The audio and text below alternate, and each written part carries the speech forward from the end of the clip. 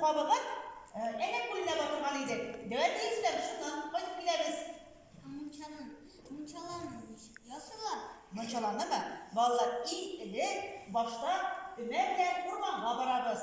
Urmanda yüke ağaçın kesip, yığıp, şunun kabıgın saldırıp suğa batırabız. Suda anın jibigenden tüzümsüzlük bilen kütübüz.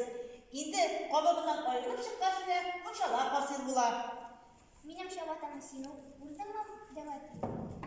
Ya, seni kende, Meryem'le kende, yanında sırgan şabatalarında başında devaliyiz bilen birgeler, olup, bile senge yetkizdik.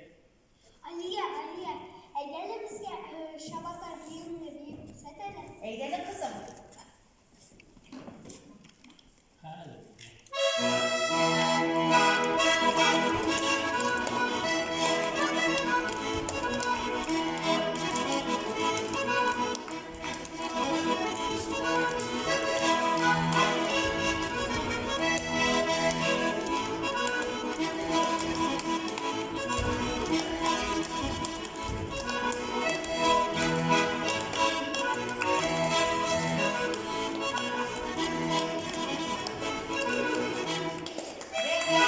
Rahmet buldurdu. Bizning qopqa o'ynaymizmi?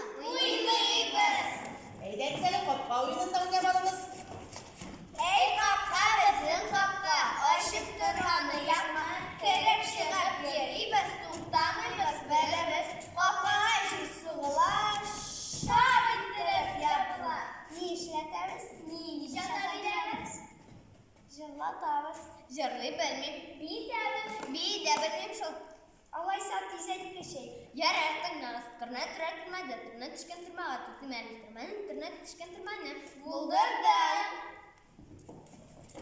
Ey qopqa, bizning qopqa, oshib turani yapma, kirib chiqib yeriymiz, to'xtamaymiz, birimiz, qopqaga shu suvlar shab ettirib yaplar.